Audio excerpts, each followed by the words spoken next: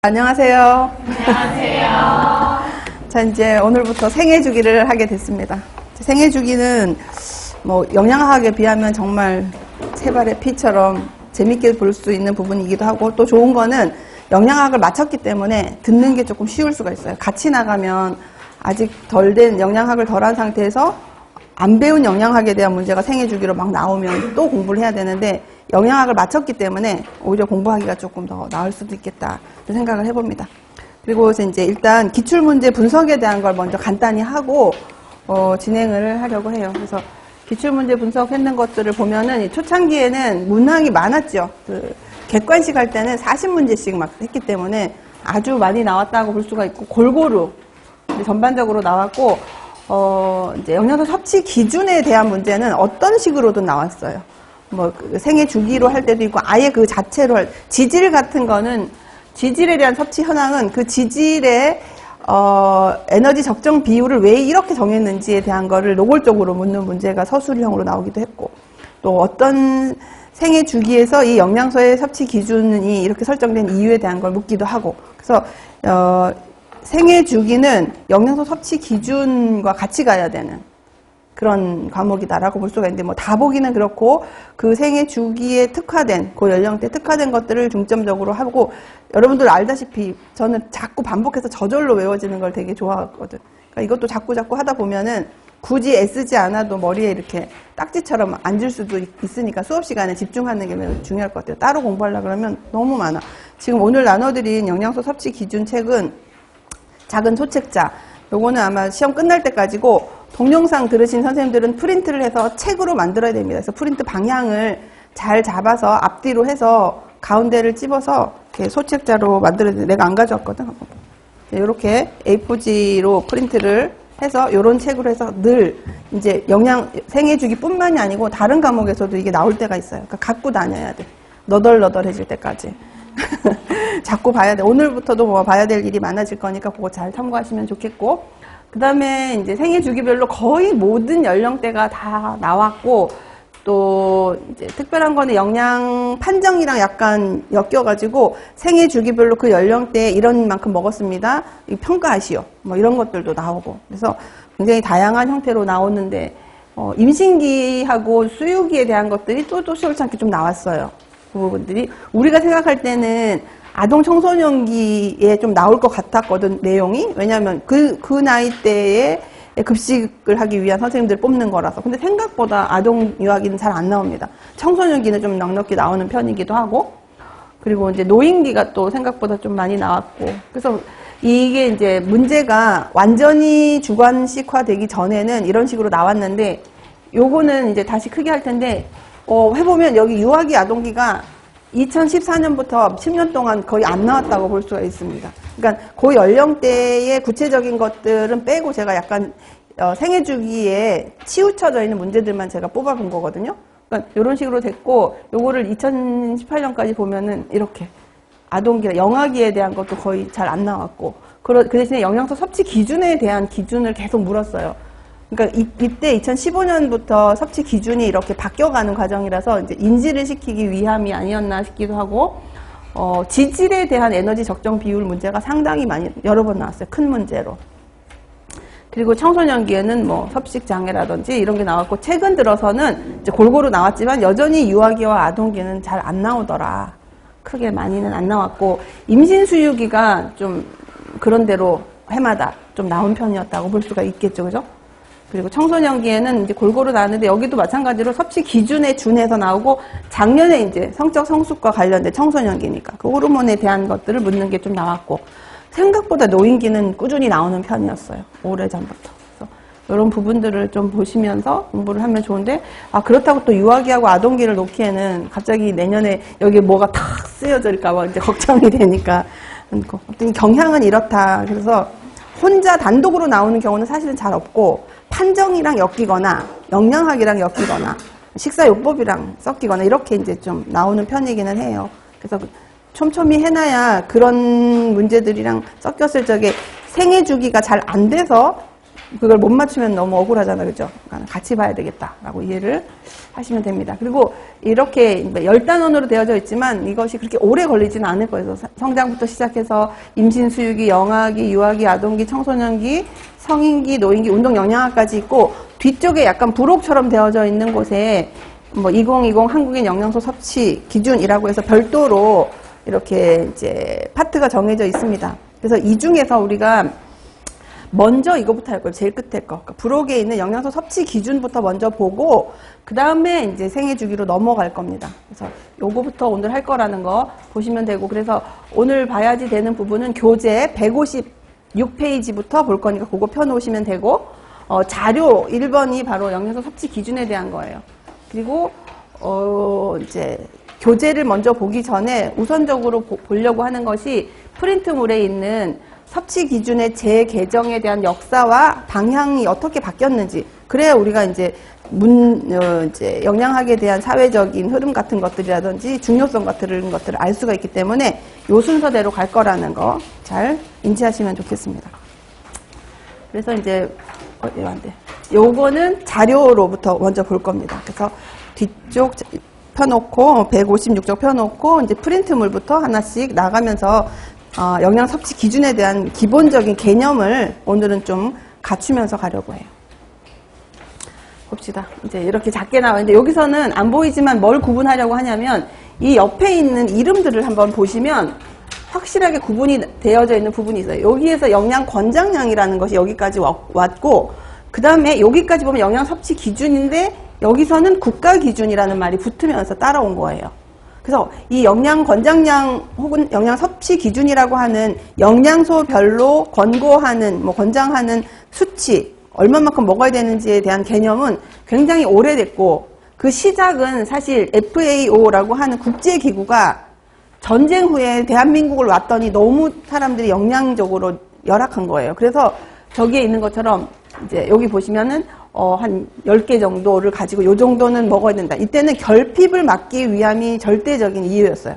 그래서 그만큼 먹도록 한 것들이 몇 차에 걸쳐서 40년 동안이나 이 기준에 의해서 뭐 조금 늘어나기는 해도, 개수가 10종에서 15까지 늘어나긴 해도 이 이름이 권장량이었어요. 권장량이라는 이름으로 계속 우리들한테 오고, 그것을 개정하는 기관도 뭐 국제기구의 한국협회에서 하기도 하고, 보건사회연구원이라고 하는 그런 부서에서 하기도 하고, 영양학회가 이제 도맡아서 하기 시작한 거는 이때부터인데, 이러다가 2005년이 됐을 적에 전 세계적인 흐름이 권장량 결핍에 대한 문제가 아니라 과잉 섭취에 대한 문제도 이제 커지고 있다는 거를, 흐름을 읽게 된 거지. 그래서 이름이 영양 섭취 기준이라는 걸 하면서 대한영양학회에서 5년마다 이것을 계속 이제 재개정하겠다는 걸 발표를 한 거예요. 그러면서 영양소도 훨씬 늘었죠. 34개까지 다 늘고. 그 다음에 첫 번째 개정안이 되면서 이제 한 개가 더 늘고. 그래서 35개를 하고 있었는데, 그러다가 이 영양에 대한 문제가 사회적인 이슈로 국민들에게 굉장히 관심을 모으고 중요해졌다는 것을 이제 국가가 인지를 하고, 이것을 맡아서 계속해서 재개정해야 되는 부서를 나라가 하기로 했어요. 국가가. 그래서 한국영양학회라고 하는 것은 사단법인이잖아요. 그죠? 그런 영양학을 전공한 사람들이 만든 단체란 말이에요. 그거는 공적인 게 아니라서 이때부터 보건복지부가 하기로 한 거예요. 2015년부터 보건복지부가 주관을 하되 하청을 대한영양사협회에다 준 거예요. 해서 해라. 그 대신에 발표는 보건복지부의 이름으로 지금 계속 발표가 되고 있는 겁니다. 그래서 예전에는 저게 바뀌어지면 책을 우리가 서점 가서 샀어야 됐어요. 그걸 사야. 그럼 수익금이 이제 영양학회로 가겠지. 연구도 하고 했으니까. 근데 이렇게 바뀌고 나서는 파일로 배포가 되고 있잖아요. 나라에서 하는 거니까 보건복지부에 들어가면 이거 다 받을 수 있게 돼 있고. 그러면서 영양소가 이렇게 많이 늘어나고 같이 되면서 이름이 국가기준치 영양소 협치 기준으로 된 거죠. 나라에서 이제 공인한 수치로 인정을 하겠다라는 걸로 바뀌어서 우리가 지금 하고 있는데, 제정이라고 하는 것은 국가기준치가 새로 만들어졌기 때문에 제정이에요. 개정은 바꾸는 거고 제정은 새로 만드는 거야. 그러니까 여러 번 제정이 있어서 2005년에도 제정이라는 말이 붙었고 2015년에도 제정인데, 우리는 지금 2015년부터 했는 거에서 2020년에 한 번 첫 번째 개정을 한 거지. 그 개정을 한 걸 우리가 지금 하고 있고, 내년이 되면 한 번 또 바뀌겠죠. 5년이 또 지났으니까. 근데 이게 언제 바뀌느냐 하면 너무 웃긴 게 계속 기다렸어, 2020년도에. 왜냐하면 이게 바뀌어서 이게 뭐 7, 8월에 나와버리면 시험 치는 사람들이 뭘 가지고 공부를 해야 되는지 그게 민감하단 말이야. 기준이 바뀔 테니까. 근데 12월 30일. 너무한 거 아니야? 그게 무슨 2020이야. 하루 이틀만 지나면 2021인데. 그래서 걱정을 안 합니다, 이제는. 중간에 바뀔까봐에 대한 걱정은 별로 안 해요. 그래서 이제 지금 이제 많이 늘었고, 이렇게 빨갛게 표시한 것은 새로 요번에 된 건데, 이것도 우리가 배울 거예요. 아, 이렇게 바뀌었구나. 영양소 섭취 기준이라고 하는 게 권장량에서 기준에서 국가 기준으로 왔구나라는 거 이해하시면 되고, 그리고 이제 개정할 적에 중요한 표예요, 이거는. 그래서 여기서 자세히 보면은 결핍 위험을 예방하기 위해서 만든 게 평균 권장 충분이라고 나타나 있어요. 결핍을. 예전에 권장량은 무조건 결핍이었어요. 그리고 과잉 섭취에 대한 위험을 예방하기 위한 것이 상한 섭취량이라는 것까지는 영양소 섭취 기준이 영양사 협회가 주관으로 할 때도 이 정도는 있었어요.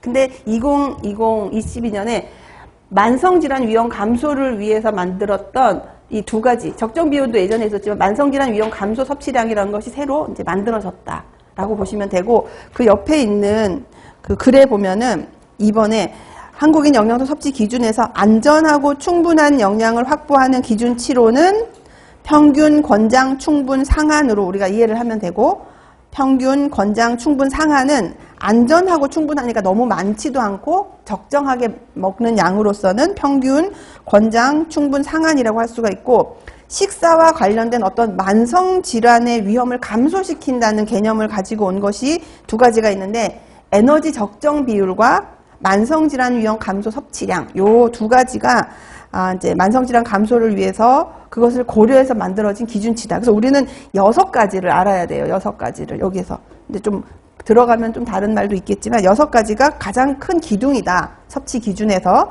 그렇게 보시면 되고, 이것을 하는 과정에서는 여러 가지 뒷받침되는 과학적인 평가 방법이라든지 많은 문헌들, 이런 근거 자료를 다 보충을 했고, 또 이제 그 책들을 여러분들이 뭐 프린트를 받든지 화면으로 보시면 주요 급원이 무엇인지에 대한 것들, 또 섭취 실태, 뭐 세계적인 동향, 이런 것들이 다 나와서 점점 자료가 이제 많아지고 있다라고 볼 수가 있습니다.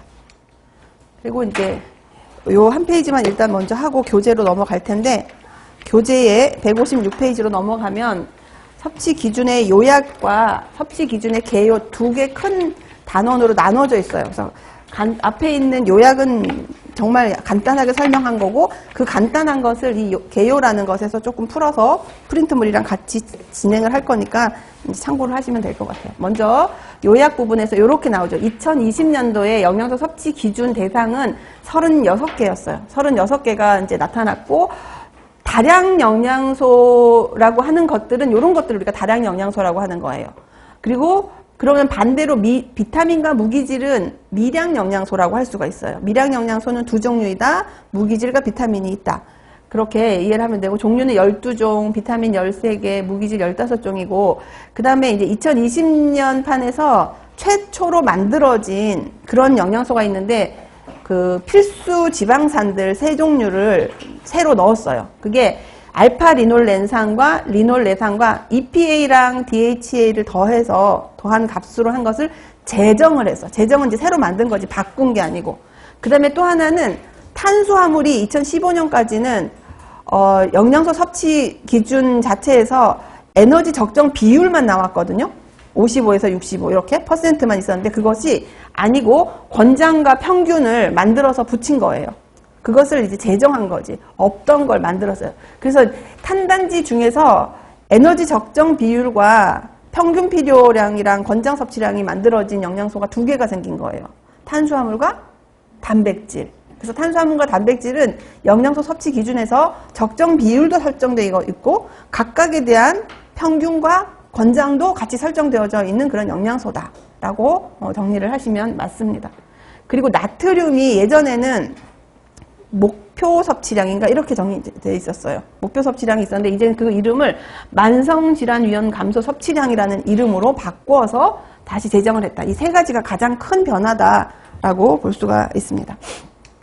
그리고 이제 밑에 걸 한번 읽어볼게요. 요거 되기 전에 밑에. 그래서 2번, 괄호 2번을 보면 2020 한국인 영양소 섭취 기준은 국민의 건강 증진 및 만성질환 예방을 위한 에너지 및 각 영양소의 적정 섭취 수준을 제시한 것입니다. 그리고 이것은 2015년에 한 이후에 첫 번째 개정 작업인데, 이렇게 개정을 2020년에 개정을 하게 된 법이 무슨 법이냐면 국민영양관리법이라고 하는 것을 근거로 해서 한 번에 개정을 마쳤다라고 보면 돼요. 그래서 첫 번째가 2015년에 국가 차원으로 처음 제정한 이후 2015라고 쓰면 되고, 첫 개정 작업이며, 이것은 국민건강관리법에서 보건복지부 장관이 영양소 섭취 기준을 매 5년 주기로 재개정하라고 규정을 했기 때문에 그에 맞춰서 간당간당하게 12월 31일 날 이걸 바꾼 거예요. 그때.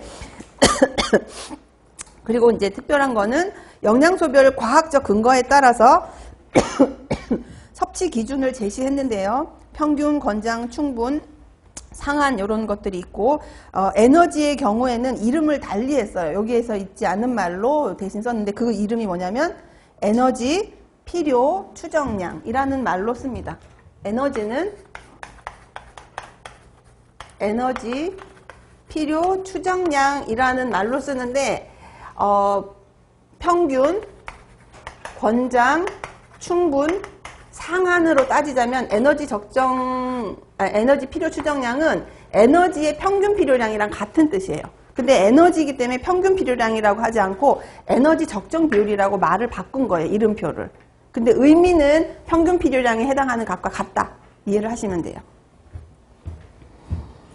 에너지는 에너지 필요 추정량으로 제시되었고, 이것은 어떤 상태에서를 얘기를 하는가 하면, 이제 성인의 기준이니까 써보세요. 섭취 에너지와 소비 에너지의 균형에서, 그러니까 어떤 건강한 사람이 있어. 그 사람이 오늘 먹은 양이 오늘 다 소진이 돼. 에너지는 잉여 에너지가 있으면 안 되잖아요. 살이 찌잖아. 그래서 오늘 먹은 걸 오늘 소진하는 건강한 사람이 있단 말이죠. 그 사람이 소비하는 양이 얼마인지를 찾아서 정한 거예요.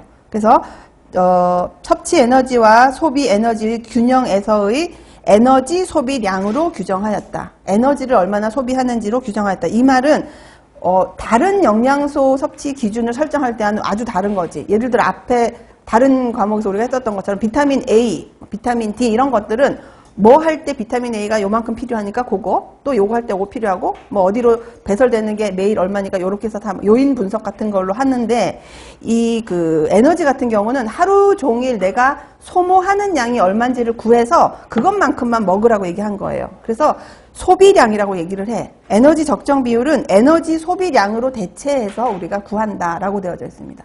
에너지 소비량과 에너지 필요 추정량을 같은 값으로 우리가 봅니다. 그 다음에 네 번째는 비만 당뇨와 같이 만성질환이 요즘 증가하고 있기 때문에 만성질환 위험 감소를 위한 새로운 영양소 섭취 기준을 우리가 도입을 했는데, 그것이 만성질환 위험 감소를 위한 섭취량이었어요. 이것은 건강한 인구 집단에서 만성질환의 위험을 감소시킬 수 있는 영양소의 최저 수준의 섭취량이다 라고 얘기를 하는 거지. 기준보다 영양소 섭취량이 많다면 섭취를 줄였을 적에 이것이 낮아질 수 있다라는 개념이에요. 조금 복잡하긴 한데 요 정도만 우리가 알고 넘어가도록 할게요. 나중에 이제 구체적으로 설명할 시간이 될 거니까. 자, 그 다음에 나오는 것이 방금 했던 것이 이제 에너지 적정 비율에 대한 에너지 적정 비율이 아니고 전체적으로 이제 바뀌어진 것들이 어떤 것이 있는지를 봤다면, 그 다음엔 에너지 필요 추정량이라고 하는 것을 하는데, 아까 우리가 이제 여기 봤었던 것처럼 에너지 필요 추정량은 나이, 키, 몸무게, 그 다음에 이 사람이 얼마나 활발하게 움직이는 하루를 사는지에 대한 활동 개수 같은 것들을 고려해서 공식을 만들었어요. 공식을 만들어서 여기에다가 상수를 다 해서 내 나이, 내 몸무게, 내 키를 적고, 그 다음에 가운데 여기 PA가 있는데, 이 PA는 내가 누워서만 사는 사람이다. 조금 움직인다. 나 엄청 액티브한 사람이야. 이런 걸로 인한 그 단계별 개수가 있거든. 그 개수를 넣어서 계산을 하는 그런 이제 표를 만들어서 진행을 했다. 그 과정만 여러분들이 보시면 돼요. 그래서 밑에 보면 주로 청소년 남성들과 젊은 여성들의 경우는 요즘에 이제 먹는 양을 봤을 때, 아까 우리가 에너지 필요 추정량은 무엇으로 정한다 그랬어요? 에너지 소비량을 에너지 필요 추정량으로 우리가 하기로 했단 말이에요. 그래서 에너지 소비를 얼마나 하는지를 찾아서 그것만큼 먹으세요 이렇게 하기로 약속을 했단 말이죠. 근데 요즘에는 청소년 남성들과 젊은 여성들의 경우에는 필요 추정량에 비해서 에너지 섭취량이 부족한 편이라는 거지. 그러니까 섭취량이 소모량보다 어떻다는 거예요? 적다는 뜻이에요. 조사를 해봤더니. 그러니까 그런 거를 알고 있어라라는 얘기입니다. 결과치에 대해서. 그 다음에 5, 60대 남성들의 경우에는 필요 추정량보다는 좀 더 많이 먹더라는 거죠. 그러니까 이게 연령대에 따라서 에너지 섭취량의 흐름이 좀 다르다. 젊은 남자와 젊은 여성들에게 있어서는 좀 덜 먹는 편이고, 나이가 든 분들은 자기가 먹어야 될 양보다 조금 더 많이 먹는 편이다. 에너지를. 그런 이제 흐름이 있다라는 걸로 이해를 하면 되고, 그 다음에 이제 에너지 적정 비율에 대한, 그래서 에너지 필요 추정량은 아까 했던 요 공식 있잖아요. 그 공식을 통해서 표준화 시켰어요. 연령대별로 이 정도 먹으면 좋겠다라는 거. 근데 이게 꼭 그럴 필요는 없다고 얘기했죠. 그러니까 이게 아까 그 식에서 도출된 결과라면 이 답이 나오려고 하면 나이는 뭐 정해져 있을 거고, 그 다음에 키랑 몸무게가 정해져 있을 거 아니야. 그지? 그러니까 나 내 나이 때 내가 평균보다 작다면 이걸 갖다 맞추면 나는 안 맞겠죠. 왜냐면 요것을 만들 적에는 표준이 되는 몸무게, 표준이 되는 키, 또 표준이 되는 신체 활동 개수를 통해서 만든 거기 때문에 이거를 꼭 이렇게 요대로 안 먹었다고 해서 큰일 날 일은 아니라는 거예요. 나와 다른 체격으로 만들어진 표기 때문에. 그죠? 그래서 그런 유동성이 있다는 거 꼭 기억해야 되고, 그 다음에 이제 에너지 적정 비율이라고 하는 것은 총 에너지 섭취량에 대한 다량 영양소의 비율이에요. 다량 영양소. 그래서 에너지 적정 비율은 우리가 알다시피 탄수화물은 55에서 65 정도, 또 지질은 두 종류가 있는데 3세 이상의 경우에는 15에서 30이고 1에서 2세는 20에서 35로 구분되어져 있어요. 에너지 적정 비율이 나눠져 있어요. 그리고 1세 이상의 경우 단백질은 2에서 20%로 합니다. 그러면 여기서 말하는 에너지 적정 비율이란 뭐냐? 총 에너지 섭취량 중에서 탄단지를 통해서 섭취하는 양의 적정 범위를 얘기하는 것인데, 이것은 건강을 유지하고 질병을 예방하는 데 있어서 적절하다라고 우리가 인정한 그런 퍼센트로 보면 돼요. 이것도 여러 번 재개정을 하면서 좀 바뀌었어요, 수치가. 자꾸 다른 데이터들이 나오니까. 그리고 이제 지질이 3세 이상이라고 했던 것은 3세 밑에 아이들은 20에서 35%로 해서 지방을 통해서 먹는 퍼센트를 더 늘렸어요.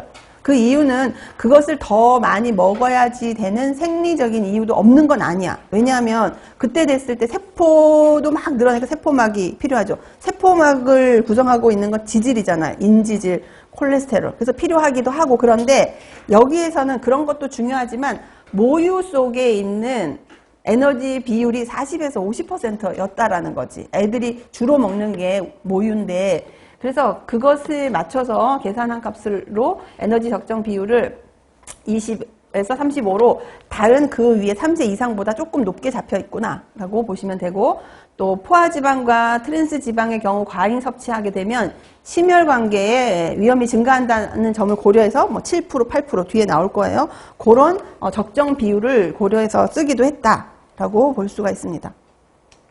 그 다음에 에너지 적정 비율에서 이제 밑에 탄수화물 같은 경우는요, 이건 안 했는데 우리가 알기 때문에 읽어보면, 탄수화물은 총 에너지 섭취량의 교재 괄호 7번입니다.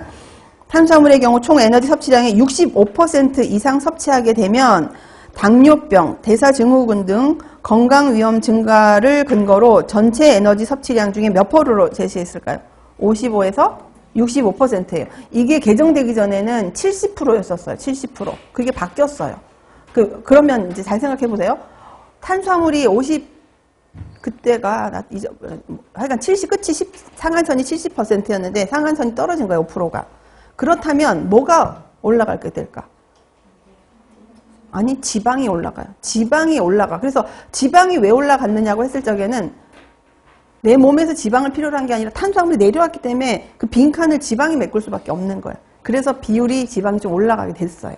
탄수화물을 낮추다 보니. 그런데 탄수화물에 대한 부분들이 왜 이렇게 됐는가 보면은 우리나라 40대 이상의 성인들의 경우 탄수화물 섭취 비율이 65% 되는 사람들에게서 심혈관계의 위험이 굉장히 높아졌고, 55에서 65%인 사람에 비해서 1.18배 높다는 근거가 나온 거지. 그러니까 낮출 수밖에 없었고, 또 너무 많이 섭취했을 경우 나타나는 문제가 심혈관계 질환의 원인이 나타나기도 했다라는 것이 있었고, 또 청소년의 경우에도 비교를 해보면 여러 가지 대사증후군에 대한 지표가 많이 나타난 거예요. 고탄수화물 먹는 아이들에게서. 그러니까 이제 그런 것들도 적정량 유지하고 노인들도 적절한 비율이 필요해서 낮췄다. 55에서 65로 그렇게 보면 되고, 총당류 같은 경우는 이것도 에너지 적정 비율인데 총 당류는 10에서 20%이지만 그 중에 첨가당으로 추가해서 넣는 그런 당은 10% 이내로 권고를 하고 있습니다. 그래서 이제 또 그 다음에 그 뭐 총당류랑 첨가당이 어떤 건지는 교재에 있는데, 총당류는 식품에 내재하여 있거나 가공조리에 첨가된 당류를 모두 합친 것이 총당류이고, 첨가당은 제조나 조리할 때 넣는, 조미료처럼 넣거나 공장에서 탄수화물이 들어있는 어떤 걸 만들 때 넣는 당류를 우리가 첨가당이라고 하기로 했다. 그 개념을 이해를 하시면 되고, 자, 그 다음 페이지 158쪽에 지방이 나옵니다. 지방. 지방은 탄수화물, 단백질에 비해서 2배 이상의 에너지를 공급하는 거 맞죠? 1g당 얘는 9kcal니까. 그래서 과다 섭취하게 되면은 비만의 위험이 증가하고, 섭취를 너무 제한을 하게 되면은 아까 얘기했듯이 탄수화물 섭취가 증가하게 되는 거예요. 탄수화물 섭취가 증가로 탄수화물을 많이 먹게 되면 콜레스테롤이 높아지는 그런 문제가 생길 수가 있다. 그래서 총 지방의 경우 권장 섭취량 등을 설정할 과학적인 근거가 부족해서 3세 이상의 경우에는 적정 비율을 아까 몇 프로라고 그랬죠? 15에서 30이고 1에서 2세는 20에서 35%로 5%씩 다 상향 조정이 됐다. 그리고 이제 새로 지방에서 아까 들어온 빨간색으로 우리 프린트물 1페이지에 있었던 리놀렌산 있었어요. 그죠? 식사를 통해서만 섭취가 가능한 필수 지방산의 경우 리놀레산, 알파 리놀렌산 혹은 EPA와 DHA를 더한 값, 이런 것들도 이제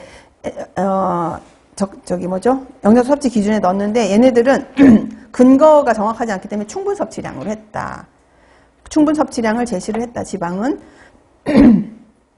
그리고 오메가3 지방산과 오메가6 지방산 중에서 필수 지방산의 경우는 식사를 통해서만 섭취가 가능하다고 우리가 이제 필수 지방산이라고 얘기를 했습니다. 그리고 이것들은 심혈관계 질환에도 도움이 되고, 미국의 경우에는 뭐 어느 정도 이것을 위해서 1, 2회 정도 어패류를 제한해라 라는 이제 것이 있어서 우리도 따라서 그걸 하기로 했고, 밑에 있는 것은 이제 EPA하고 DHA의 급원식품 10가지 어떤 것들이 많이 들어있는지에 대한 그런 이제 식품에 대한 것들의 자료도 있고요.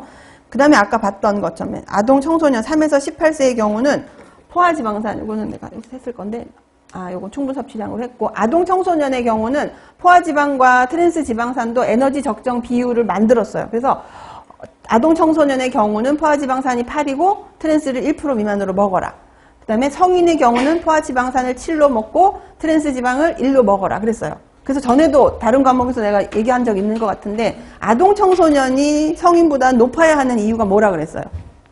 뭐 때문에 아이들은 포화지방산을 8%까지 먹어도 되고 어른은 7%까지 먹어도 되는 걸로 수치가 달라졌을까? 응? 이것을 만드는 다른 과정을 쓴 거예요. 그러니까 똑같은 방법으로 연구한 게 아니라 애들은 애들끼리 연구를 하고 어른은 어른끼리 연구를 했는데, 딱 나왔는데 보니까 아동 청소년은 8%까지였고 어른은 7%였던 거예요. 얘네 둘 간의 관계가 1%는 아무 영향이 없어요. 그냥 따로 연구를 했기 때문에 이 수치가 나온 거다, 이렇게 이해를 하시면 돼요. 그래서 아이들의 경우는 8%, 성인의 경우는 7%로 했고, 그 다음에 이제 영양소 중에 콜레스테롤을 2015년에는 영양소 섭취 기준 안에 넣지는 않았어. 그냥 추가로 해서 이런 거 좀 고려하세요. 근데 이제는 완전 영양소로 딱 집어서 숫자는 변함이 없습니다. 300mg per day로 섭취하도록 권고라는 걸 하고 있습니다. 권고하고 있는 상태이다. 자, 그 다음에가 이제 단백질인데, 단백질은 불충분하게 섭취를 하게 되면 성장 지연과 면역력이 떨어지게 되고, 너무 많이 섭취하게 되면 당뇨나 심혈관계 발병의 위험이 증가하는 임상적인 역학조사 결과가 있었기 때문에 에너지 적정 비율을 7에서 20%로 잡았다고 해요. 7에서 20%인데 우리가 아까 탄수화물의 경우는 뭐 이제 그런 질환에 걸리지 않기 위해서 최소한 먹는 이런 근거들이 다 있고 그것에 맞춰서 또 지방의 양을 정하기도 하고 그렇게 얘기를 했는데 단백질 같은 경우는 근거가 성별, 연령별, 인구 구간 안에서 권장 섭취량을 구해서 그중에 가장 낮은 게 몇 퍼센트인가 봤더니 그게 7%였던 거예요. 그러니까 섭취하는 것들, 근데 건강한 사람이어야 돼. 건강한 사람들이 먹은 걸 했을 때 그 채소치가 7%가 가장 낮았다는 거지. 그래서 7% 이상은 먹도록 하자. 그 다음에 그 사람들이 먹었는 것의 평균 비율이 10에서 11%인데 그거의 2배까지를 상한선으로 잡자. 그냥 임의로 정해서 이제 7에서 20%가 됐다. 이렇게 이해를 하시면 돼요. 그 다음에 이제 단백질, 밑에는 교재를 보고 읽을게요. 단백질의 섭취는 전 연령층에 걸쳐서 결핍이 우려되지는 않지만 75세 이상의 노인의 단백질 섭취량이 이제 이거는 섭취 조사를 한 결과를 얘기하는 거지. 일일 권장량 섭취에 미치지 못하고 있어서 충분한 단백질 섭취로 노인의 근감소증 예방에 필요하다라고 생각이 든다. 그러니까 노인기 여성에게서 단백질 섭취량이 많이 부족한 편에 속했다. 그 대신에 이제 신장 질환이 있으면 단백질 먹는 거 조절을 해야 되죠, 그죠? 그다음에 영양소 섭취 기준들에서는 영양소별 중요한 급원 정보도 제공하고 있는데 섭취가 부족한 영양소를 보충할 수 있는 식품들을 쉽게 찾아볼 수 있다. 이것은 이제 그 영양 섭취 기준 책을 어떻게 보면 좋은지에 대한 거고 여기 보시면 백미, 돼지고기, 닭고기 지금 예를 들어 위에가 없고 1등이 백미이고 2등이 돼지고기고 3등이 닭고기이고 이렇게 해서 10가지가 주요 급원 식품 및 영양소를 찾으시오 그러면은 여러분들 찾을 수 있겠어요? 뭔 거 같아? 지금 우리 뭐 하고 있어? 단백질 하고 있잖아요. 무슨 얘기냐면 우리나라 사람들이 단백질을 공급받는 1번 급원 식품이 쌀인 거예요. 우리나라는. 1등이 쌀이라는 뜻이에요. 그 쌀을 통해서 우리는 단백질을 그래도 공급받고 있고 나머지 것들은 이제 나머지 육류 같은 것들이 있는데 이런 식으로 그 영양소 섭취 기준에 가면 뒤에 이런 식품표가 1등부터 30등까지 돼 있는 표가 영양소마다 두 표가 나와요. 한 표는 우리나라 사람들이 먹는 것 중에서 그 영양소가 가장 많이 기여하는 것들 1번부터 그 표가 있고 또 하나는 그냥 모든 식품 중에서 그 영양소가 가장 많은 거 1번부터 10번까지 그걸 보면 우리가 안 먹는 것도 있어. 뭐 외국 식품도 있고 한데 그래서 하나는 우리나라에서의 급원식품표 하나는 식품 중에서 그게 가장 많이 들어있는 표 하나 이렇게 되어 있어요. 지금 이 표는 우리나라의 급원식품으로서 단백질의 식품이 뭐가 있느냐가 1등이 백미였다라는 거지. 이거 이해하시면 되고 그 다음에 이제 적정 비율이 이렇게 되어져 있고 임신부와 수유부는 똑같아요. 성인대로 그대로 똑같이 이제 진행을 할 거고 콜레스테롤은 권고치로 해서 300mg/day로 설정이 되어져 있다. 이렇게 볼 수가 있습니다.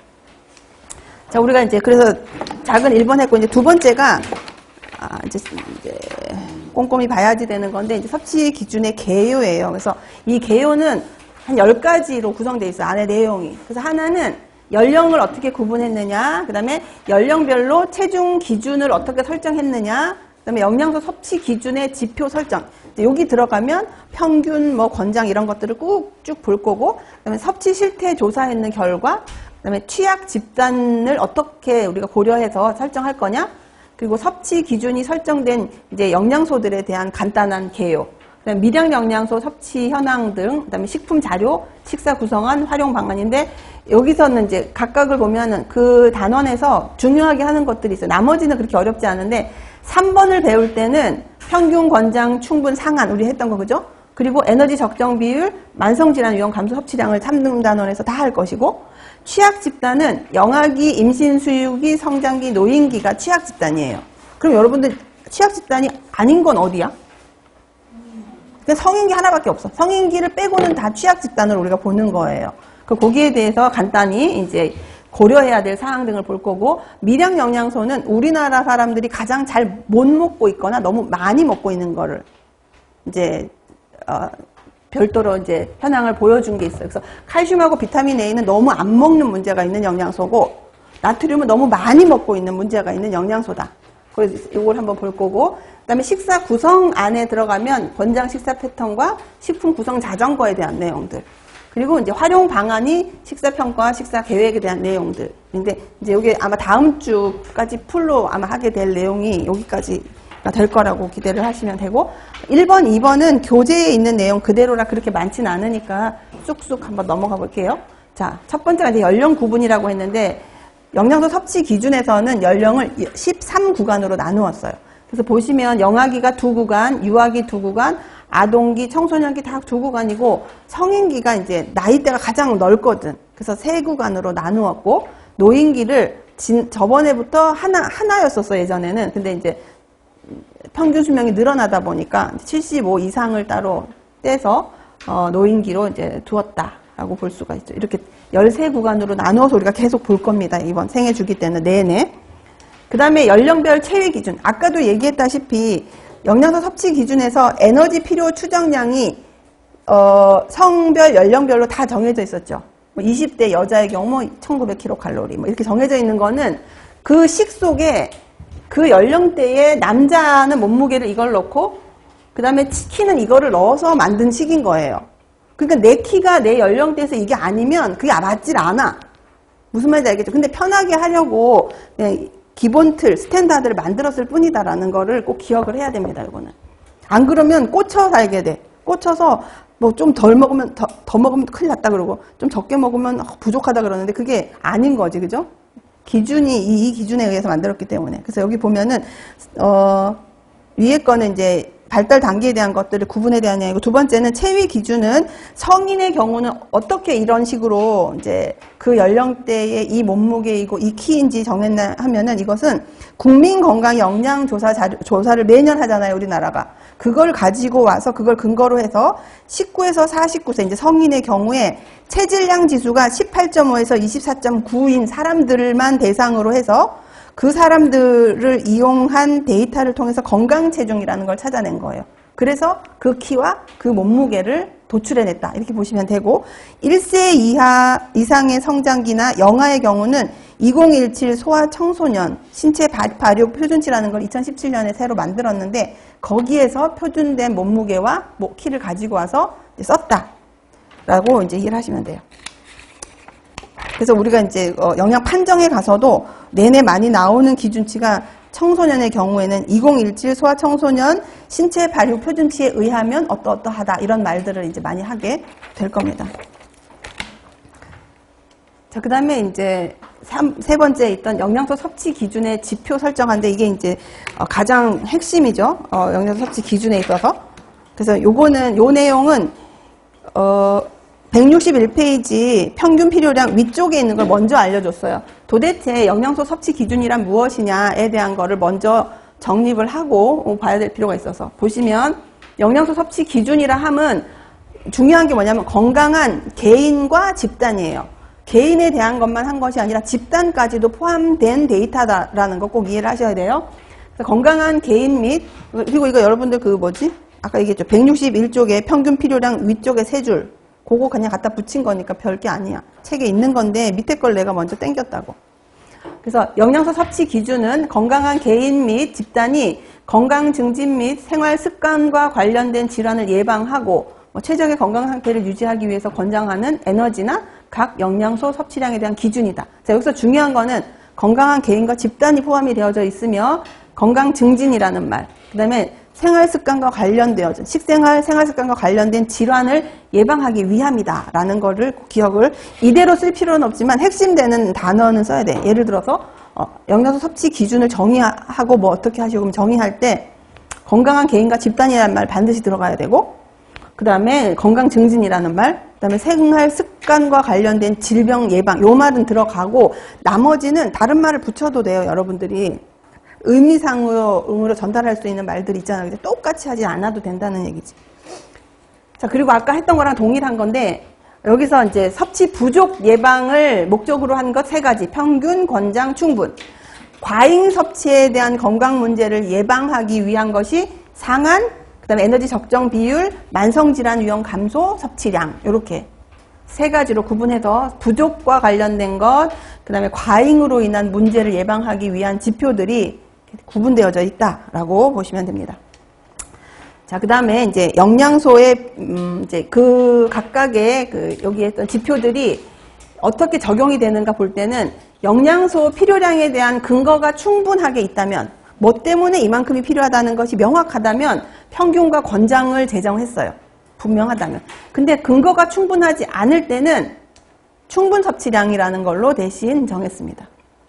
그리고 과잉 섭취에 대해서 과학적인 근거가 확실하게 정해져 있을 때는 상한 섭취량도 제정이 되어져 있는데, 여기서 이제 예시하고 있는 말이, 만약에 상한 섭취량이 제정되어져 있지 않은 영양소라 하더라도 그 위해성을 완전히 배제할 수는 없습니다. 그래서 에너지 불균형으로 인해서 나타나는 만성 질환에 대한 위험을 감소시키기 위해서 탄수화물, 지방, 단백질의 에너지 적정 비율을 제정하였다.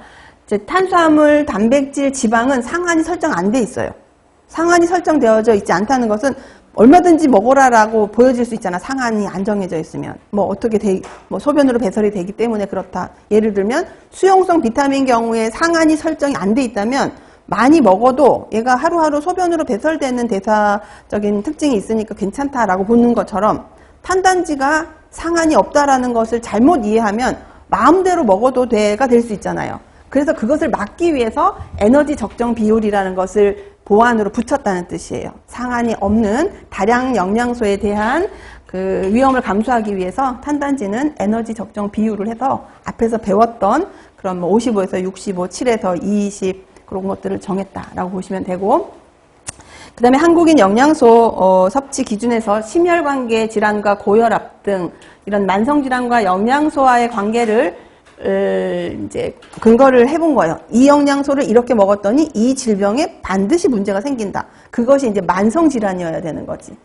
그런 것들이 근거가 잡힌 것들에 한해서만 만성질환 위험 감소 섭취량이라는 것을 설정했어요. 이것을 설정하기 위해서는 굉장히 까다로운 조건이 있는데 그건 뒤에 보기로 하고, 자, 그 다음에 그래서 이제 이런 모든 것들을 통탈해서 우리가 보면 어떤 영양소는 평균, 권장, 상한이 다 설정된 것도 있고, 또 어떤 거는 충분이나 상한 또는 만성질환 위험 감소 섭취량은 나트륨에만 정리가 지금은 되어져 있죠. 네, 그런 것들로 해서 이제 모두 똑같은 지표에 모든 숫자가 들어가 있는 건 아니다. 영양소별로 들어가 있는 것이 다르다라고 볼 수가 있습니다. 그래서 이제 평균 섭취량이 아니고 평균 필요량이라고 해야 되겠네. 평균 필요량에 대한 겁니다. 교재. 자, 평균 필요량은 잘 이제 이해를 하셔야 돼요. 자, 건강한 사람들이 매일 1일 영양소 필요량의 중앙값으로부터 산출한 수치를 얘기를 합니다. 그러니까 매일 필요한 양의 중앙값으로부터 산출한 수치이고, 영양소 필요량은 섭취량에 민감하게 반응하는 기능적 지표가 있어야 되고 영양 상태를 판정할 수 있는 평가 기준이 있을 때 추정하다. 그래서 평균 필요량이 설정된 영양소들은 그 영양소를 그만큼 먹지 않으면 문제가 되는 어떤 생체적으로 나타나는 임상 징후가 있어요. 그런 것이 있어야만 정할 수가 있다는 뜻입니다. 기능적 지표가 있어야 된다. 그런데 모든 영양소가 이런 기능적 지표가 다 있는 건 아니잖아요. 그죠? 예를 들면 그건 하면 여러분 헷갈려서 안 되겠다. 모든 영양소에 기능적 지표가 있는 것은 아니기 때문에 일부 영양소에 대해서는 인체에 얼마만큼 필요한지 알 수가 없습니다. 그래서 특히 개인의 에너지, 앞에서 우리 에너지 먼저 했어요. 에너지 필요량의 측정은 기술적인 문제 등 여러 가지 제한점이 있기 때문에 에너지 평형을 이룬 상태에서 무엇을 통해서 나타내기로 했지? 그렇지. 에너지 소비량으로 대신해서 에너지 필요 추정량을 하기로 했다. 이렇게 보시면 돼요. 소비량을 구해서 그 소비량을 필요량으로 이제 보여주는 거죠. 에너지의 평균 필요량이라는 용어 대신에 뭘 쓰기로 했다? 에너지 필요 추정량이라는 말을 쓰기로 했는데 의미는 평균 필요량이랑 같은 의미다 라고 보면 돼요. 그리고 에너지 필요 추정량은 네 가지 개념인 평균, 권장, 충분, 상한 중에서 에너지 필요 추정량은 뭐와 같다고요? 평균 필요량과 같고, 다른 영양소와는 달리 권장과 상한 개념을 적용하지 않았는데 그 이유가 있고, 이거는 2번이나 주관식 문제로 나온 적이 있었던 그 문장이에요. 뭐냐면 에너지는 왜 권장 섭취량을 설정하지 않았나, 뭐 이렇게 나오면 우리가 답을 해야 되는데, 그러면 우리가 권장 섭취량이라고 하는 것의 개념을 알아야 돼. 이제 아직은 구체적으로 하지 않았지만 다시 기초를 다진다면, 평균 필요량이라고 하는 그 수치는 건강한 그 연령대의 사람들을 줄 세우기를 했어. 전에도 얘기했지만 줄 세운다고 얘기하는 것은요, 1번 사람이 10g 먹고 100번 사람이 1kg를 먹어. 예를 들어서. 그래도 둘 다 건강하면 이 수치들은 다 의미가 있는 거예요. 근데 10g 먹는 사람이 20g 먹으면 너무 과잉을 먹게 된다고 느껴지는 거야. 근데 1kg 먹는 사람이 900을 먹으면 너무 부족해지는 거야. 그러니까 그건 그 사람의 특징인 거예요. 그죠? 그렇게 해서 순서대로 줄을 세웠어. 적게 먹는다고 부족한 게 아니야. 이 사람은 그만큼이 맞는 사람. 그렇게 순서대로 해서 100번까지를 세워서 50번에 해당하는 사람의 수치가 바로 평균 필요량이에요. 평균 필요량인데 그 평균 필요량에 해당하는 것이 나중에 해봤더니 그것이 그 이제 에너지 필요 추정량에서 평균에 해당하는 양으로 정리가 됐다라는 거죠. 그런데 권장 섭취량은 거기에다가 우리가 계산적으로 어떻게 했어? 플러스 권장 섭취량은 2배의 변이 계수를 더한 거였단 말이에요. 그걸 우리가 권장 섭취량이라고 할 거야. 이 뒤에 가면. 그거를 계산을 해봤더니 몇 번에 있는 사람이랑 똑같은가 하면 97번이랑 98번이 먹는 양이 권장 섭취량이랑 같아진 거예요. 계산값이. 그러니까 권장 섭취량에 해당되는 값을 가지고 이만큼 먹으세요 라고 얘기를 하면 1번부터 96번이 그 양을 먹게 되면 어떻게 될까? 너무 많이 먹게 되는 거예요. 근데 그게 영양소가 아니라 칼로리라면 어떨까? 너무 많이 먹게 되는 거예요. 그러면 칼로리는 자기가 먹어야 되는 양에서 추가로 많이 먹으면 뭐를 걱정해 우리가? 비만을 걱정하는 거를 여기서 설명하려는 거거든요. 그래서 권장 섭취량은 건강한 대다수 국민들이 필요량을 충족시키는 양이 맞죠? 97번, 98번을 만족시키는 양이니까 다 만족해. 부족하지 않다는 얘기야. 그래, 이 양으로 평균 필요량의 여유분을 추가해서 우리가 계산해서 결정하기 때문에 많은 사람들에게는 필요량을 초과하는 양이 바로 권장 섭취량이 됩니다. 에너지의 개념에서 권장 섭취량을 설명해 본다면 대다수의 사람들이 필요량을 초과하여서 섭취하게 되고, 맞죠? 그리고 소비하고 남은 여분의 에너지는 체지방으로 전환 축적이 되어서 뭐가 될 수 있다? 비만이 될 수 있기 때문에 비만이 된다는 것은 다양한 질병의 직간접적인 원인이 비만에서 출발을 하잖아요. 그러니까 비만은 안 되는 거야. 그래서 원인이 될 수 있으므로 에너지는 이 97에서 98에 해당하는 권장 섭취량은 적용하지 않겠다. 같은 이유로 상한도 넣지 않겠다. 이렇게 정한 거예요. 그래서 에너지는 평균 필요량에 해당하는 에너지 필요 추정량만 정했다라고 이해를 하시면 됩니다. 잠깐 쉬었다 할게요.